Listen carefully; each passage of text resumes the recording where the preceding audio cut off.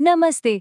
आज के इस एक्सप्लेनर में हम इतिहास की एक ऐसी जबरदस्त घटना को डिकोड करने वाले हैं जो शुरू तो हुई थी महज एक सप्लाई चेन की दिक्कत के तौर पर, लेकिन सोचिए, इसने पूरी दुनिया का नक्शा ही पलट कर रख दिया।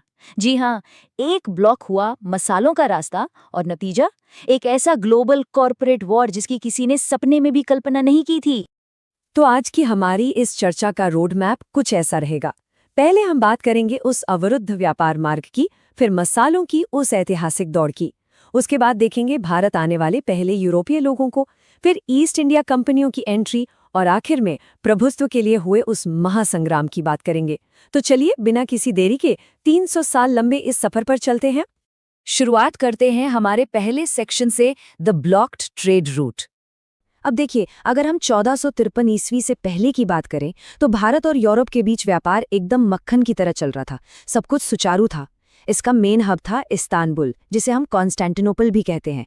यूरोप में ना भारतीय मसालों, मलमल, रेशम और नील की भारी डिमांड थी। मतलब इसके बिना उनका काम ही नहीं चलता था।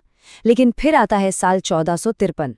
तुर्क मुसलमानों ने कॉन्स्टेंटिनोपल पर कब्जा कर लिया और बस यही था वो टर्निंग पॉइंट। रातों रात यूरोपियनों के लिए इस्तांबुल से होकर जाने वाला ये अहम समुद्री मार्ग पूरी तरह बंद हो गया। अब मसालों के बिना तो यूरोप का गुजारा था नहीं। ऐसे में वहां के बाजारों में एक भयंकर सप्लाई चेन क्राइसिस पैदा हो गया। एकदम हाहाकार मच गया। और इसी भयंकर संकट ने जन्म दिया हमारी अगली कड़ी को, section 2, the race for spices, यानी मसालों की दौड़। जरा सोचिए, मध्य पूर्व से होकर गुजरने वाला वो पुराना जलमार्ग अब बिल्कुल बंद हो चुका था। इस भारी आर्थिक दबाव ने यूरोपीय देशों को एक तरह से मजबूर कर दिया कि भाई अब तो कुछ नया खोजना ही पड़ेगा। इसी मजबूरी ने भौगोलिक खोजों के एक नए युग की शुरुआत की। पुर्तगाल के राजा प्रिंस हेनरी ने बाकायदा नाविकों को पैसा और प्रेरणा दोनों दी, और इसी खोजबीन में बार्थोलोम्यू डियाज ने अफ्रीका के बिल्कुल दक्षिणी छोर को खोज निकाला, जिसे केप ऑफ गुड होप कहा गया। आगे चलकर यही पॉइंट इस नए समुद्री रास्ते का एक बहुत ही अहम हिस्सा बना। खैर, मसालों की ये दौड़ इतनी सीधी भी नहीं थी। 1492 में क्या हुआ, स्पेन के राजा की मदद से क्रिस्टोफर कोलंबस निकले तो थे भारत का नया रास्ता खोजने, लेकिन भाई साहब पहुंच गए अटलांटिक महासागर के एक बिल्कुल ही नए द्वीप पर। मजे की बात यह है कि कोलंबस जिंदगी भर यही सोचते रहे कि उन्होंने भारत खोज लिया है, लेकिन बाद में अमेरिगो वेस्पूची ने दुनिया को बताया कि नहीं, ये तो एक नई ही जमीन है जिसे आज हम अमेरिका कहते हैं। इसके उलट 1498 में पुर्तगाली नाविक वास्को डी गामा ने आखिरकार वो कर दिखाया। एक भारतीय नाविक की मदद से उन्होंने भारत का समुद्री मार्ग खोज निकाला और वो सीधे भारत के पश्चिमी तट यानी कालीकट पहुंच गए, एकदम सटीक। तो वास्को डी गामा की इस जबरदस्त एंट्री के बाद क्या हुआ, आइए देखते हैं हमारे तीसरे सेक्शन में, द फर्स्ट अराइवल्स। अब कालीकट में वहां के राजा जेमोरिन ने वास्को डी गामा का जोरदार स्वागत किया और उन्हें व्यापार करने की परमिशन दे दी। सच कहूं तो दुनिया के इतिहास में ये कोई छोटी मोटी घटना नहीं थी, ये एक बहुत बड़ा गेम चेंजर था। इसने यूरोपियनों के लिए भारत के दरवाजे हमेशा के लिए खोल दिए। अगले 100 सालों में पुर्तगालियों ने इस मौके का पूरा फायदा उठाया। देखते ही देखते उन्होंने दीव, दमन, गोवा, कोचीन और मलक्का जैसे कई अहम ठिकानों पर अपना दबदबा बना लिया।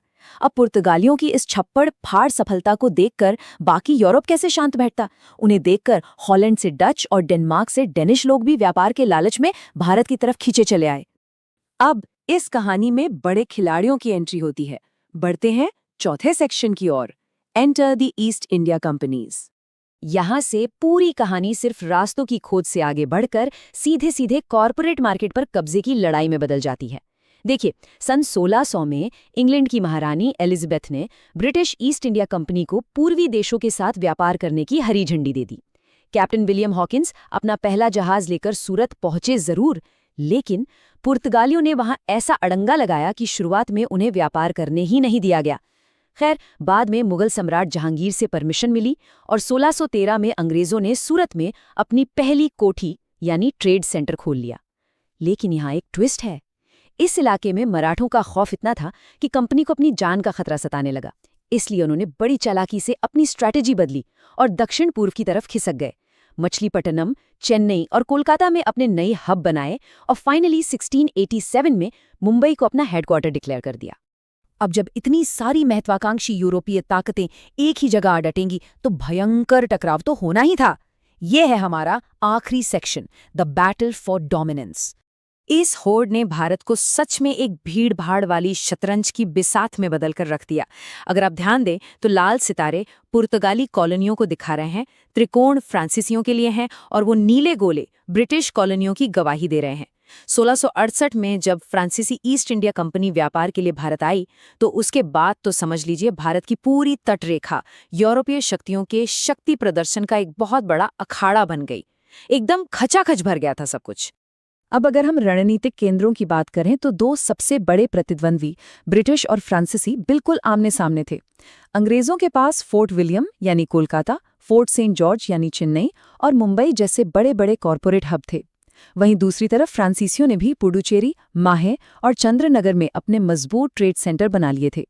18वीं सदी आते आते ये दोनों ताकतें न सिर्फ पूरी दुनिया में बल्कि खासकर भारत में ज्यादा से ज्यादा इलाकों पर कब्जा करने और अपना राज चलाने के लिए लगातार एक दूसरे की जान की दुश्मन बन गई थी। और इस कड़े वर्चस्व की लड़ाई का नतीजा क्या हुआ? 3 बेहद निर्णायक युद्ध। 1746 से 1763 के बीच ब्रिटिश ईस्ट इंडिया कंपनी और फ्रेंच ईस्ट इंडिया कंपनी के बीच 3 कर्नाटक युद्ध लड़े गए। इस पूरे खून खराबे का सबसे अहम निष्कर्ष ये निकला कि फ्रांसीसियों को करारी हार का सामना करना पड़ा। उनकी ताकत टूट गई। पुर्तगाली तो पहले ही बस कुछ छोटे मोटे हिस्सों तक सिमट कर रह गए थे, और इस तरह ब्रिटिश ईस्ट इंडिया कंपनी के लिए पूरे भारत पर छा जाने का रास्ता बिल्कुल साफ हो गया। कोई बड़ी रुकावट बची ही नहीं थी। तो दोस्तों, ये पूरी कहानी हमें एक बहुत ही गहरे और अहम सवाल पर ले आती है। मसालों की एक मामूली सी खोज आखिर एक इतने विशाल साम्राज्य में कैसे बदल गई? जरा सोच कर देखिए। 15वीं शताब्दी में कॉन्स्टेंटिनोपल में एक सप्लाई चेन रुकती है और वो घटना दुनिया भर में भौगोलिक खोजों का सैलाब ले आती है। बड़ी बड़ी कॉर्पोरेट कंपनियों को भारत के तटों तक खींच लाती है और अंततः भारत में लगभग 200 साल के ब्रिटिश शासन की नींव रख देती है। यह हमें सिखाता है कि कैसे व्यापार और अर्थव्यवस्था पूरी दुनिया की भू राजनीति को जड़ से बदल सकते हैं। खैर, आज के इस एक्सप्लेनर में बस इतना ही। मुझे उम्मीद है कि इस विश्लेषण के जरिए इतिहास की ये जटिल पहेली आपको कुछ हद तक सुलझी हुई लगी होगी। ऐसे ही अहम विषयों को गहराई से समझने के लिए हमारे साथ बने